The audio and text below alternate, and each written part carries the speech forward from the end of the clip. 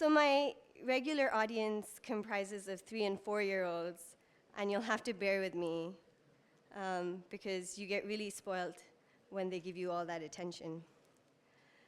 These are exciting times to be an educationist in Pakistan. On the one hand, we're still trying to manage universal education and make it a reality, but on the other hand, we're already dealing with very first world issues like plagiarism at our top schools. The Urdu and English debate is really coming to a head, and the long-standing issue of hate speech in our textbooks is finally gaining momentum. The children's literature festivals happening all around the country are giving us what Bela Raza calls an equalizer. And then you have new startups working on apps that are going to convey great content to remote villages across Pakistan and change how education affects our lives.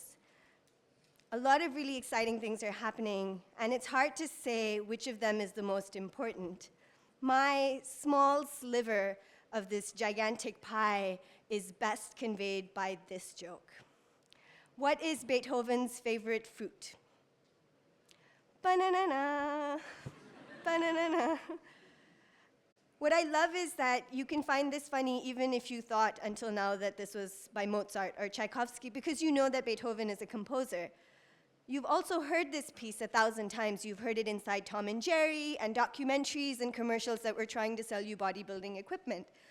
Chances are that you would also recognize Pablo Picasso, that you can quote at least one line from Shakespeare, and that you can name 8 or more American presidents.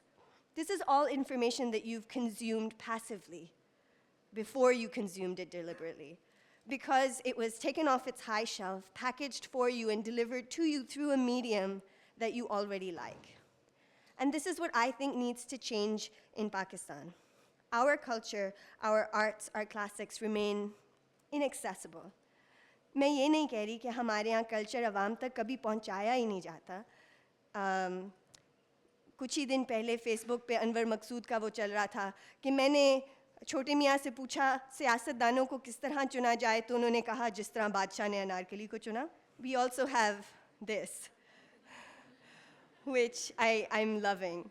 Anarkali is definitely an example of high Urdu literature, but my point is that our focus is not on children, and that's a problem. Our best writers, our filmmakers, our artists are aiming high for that Pulitzer or for the next Oscar, and they're nailing it, which is great. But it has to be someone's issue that Pakistani teenagers are the target audience of nobody, except maybe telcos and Coca-Cola.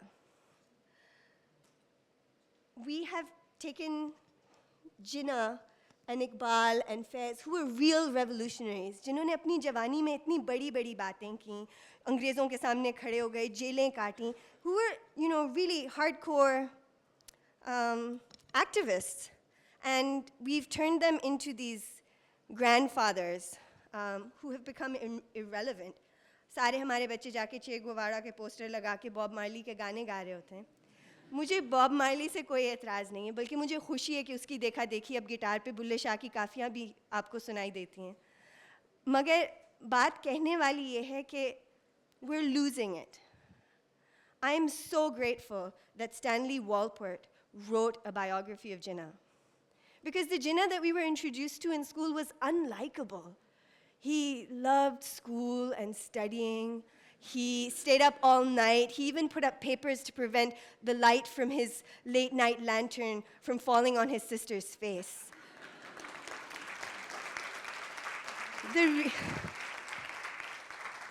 real Jinnah was someone who hated school, who was arrogant to a fault, who wanted to be an actor on the stage in England, but who, when he spoke, was brilliant, and who, when he took a stand for something, could make sure it was exemplary. That's someone worth following. That's someone worth falling in love with, someone worth calling your own. In a world full of Captain America and superheroes committed to saving New York, we really need to think about who's going to save Pakistan. I think it all comes down to how we're marketing ourselves. And marketing, as you know, is really all about storytelling. We have so much here. We have such a rich, vibrant world. It's just that we have allowed the dominant narrative about Pakistan to be a bleak one. We should be telling stories about the first snow in Gilgit, where kids are waiting with hastily put together sleds made out of apricot wood the night before to hit the slopes and go sledding. Our stories should be about kids whose fathers are truck drivers and take them along on a trip from Peshawar to Karachi, collecting adventures along the way. Or about going to that cricket match sitting on the handlebars of your brother's cycle. These are the lives of real Pakistanis. These are our lives. And yet, the stories that we tell ourselves and the world are about scuffed fingers begging, starving children in tattered clothes, overwhelming, back-breaking sorrow. I'm not saying it's okay to overlook tragedy or to obviate suffering. I'm saying that we should be very concerned about what we're teaching. If it's empathy and activism, that's great. But if instead of helping children stand in each other's shoes across Pakistan, what we're doing is teaching them to shut down and become so desensitized that nothing moves them, then we should think again. I remember a writing assignment I was given as a student. And this story for me really encapsulates the role that schools have to play here. Schools are doing two things: what we teach and how we teach it. These are the two things that are a problem in school. Here's an example from my childhood. I remember a writing assignment that I had to do. We had just read a fiction piece based in apartheid South Africa, and we read it up to the point where the two main characters were alone in the wilderness. The white man was injured, he was the boss, but he wasn't able to walk, and his black companion was leaving him. We had to complete the story and write our own ending. So, I wrote a nice piece where the white man said, "Please come back." And so his black companion came back, built a fire, found some conveniently located fruit, and then they waited until serendipitously they were found by a young goat herd and rescued. It was a good story. I didn't make any spelling mistakes. But when I read it to my parents at dinner, my mother said, "Nadine, do you really believe that this is how they would have talked? This man is panicking. He knows that he's going to die if Benson leaves him alone in the forest, but he's a bigot and a racist, and that's not going to be overcome so easily. Do you know what I think he would have said?" And she looked straight into my eyes, and she said, "I think he would have said, 'Come back here. Come back here. I'll kill you. I'll destroy you, you bastard, you filth. Come back here. I swear I will.'" It took me a long time to digest that my very proper mother was asking me to use the word bastard in my homework. But she was so serious. The other overpowering realization, which I can recall very clearly even now, was that I had completely missed the violence in that story. I had not connected with any of the characters. I had not picked up on the underlying theme of racism. It was as if I hadn't read it at all. In class, we had read it aloud for the teacher and then answered a bunch of inane questions like, how many things did Benson pack in his bag? And when did the crew realize that the plane had gone off course? We could have read a passage about the importance of sunscreen for all the difference it made to our values, or about our perceptions, or our understanding of how the world worked. We read it without discussing it. And nobody said, "Hey, wait a minute, these kids are all Muslim, they're all Pakistani, they all have black hair, and probably not even one of them has a black African person in their lives. Maybe we should take a minute and build some context before we read on." The other thing I wish someone had said was, why are these kids reading about South Africa when they should be reading about Toba Tek Singh?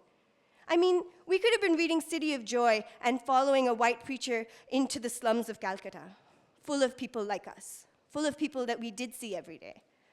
We could have been reading Midnight's Children and walking into the back alleys behind Badshahi Mosque. We could have been on the train that came to Pakistan, the ones that were slaughtered, the ones that were not slaughtered. People have written those books. My teacher, like most of our teachers, like most of us who teach, was just moving through the syllabus on target and asking us to churn out copywork on cue. Her concern with who we were becoming as people never manifested itself inside the classroom. I rewrote that story, and it got the highest marks in class, profanity and all. But I still felt secretly ashamed, as if I had been an apathetic observer of racism, as if I had passively endorsed violence, that cruelty didn't affect me when it passed right in front of my eyes. At schools, we were and we are conditioned to approach reading in this way, to push through paragraphs of text like unfeeling, unthinking robots, without worrying that we were supposed to care. And that's the problem. For me, this contrast between what my teachers did and what my family did, what I was taught at home and what passed off as studying at school, has defined what needs to change in education in Pakistan for this to become a better, more civilized place. When I came back to teach, this is all I could think of. My head was full of it. So I got my students, I was teaching O-level English, I got my students to write an essay about, I don't even remember what it was about, but there were rich and poor characters in it. And then after they were done, I made them this graph to show them how they were stereotyping people based on perceptions of wealth. And so I was like, all of you think that rich people have parties, and all of you think that rich people have fancy clothes, and 20 of you did this. This is a test I made. I was supposed to be teaching author's purpose, whether the author was trying to inform, persuade, or entertain, but I worked lots of Camus and Alanis Morissette and Bill Watterson. Sometimes democracy must be bathed in blood. So I didn't use the textbook questions, I made my own. I found a translation of Toba Tek Singh. I think at one point I even got my kids to read a little bit of Rushdie. The red flags started going up, not from the administration, surprisingly, but from the parents.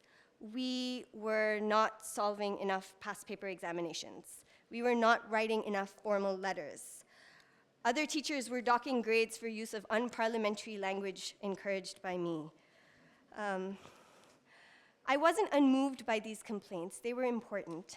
But there were swastikas on a lot of the desks in 8th grade, and nobody was talking about it. And that was a problem.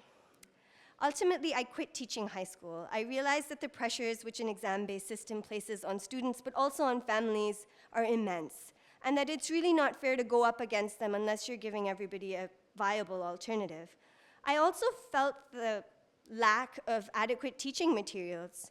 There's a reason we don't read Kamla Shamsi and Mohsin Hamid in 8th grade. It's because they're not age appropriate, not in terms of diction, not in terms of content. I left that work knowing that the thing that needs to happen in Pakistan now is writing and stories for children. So now I'm teaching primary school, where the pressures are a little less dramatic, and there aren't any exams.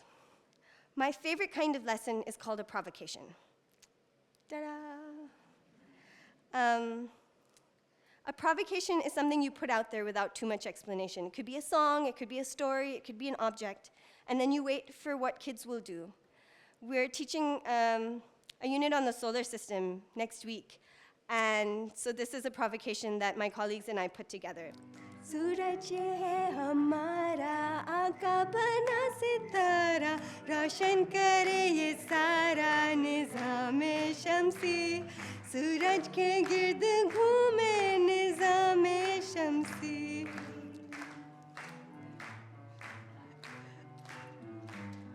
Itarat zora aur ye kurrae arz, meri mishtari aur kiwan.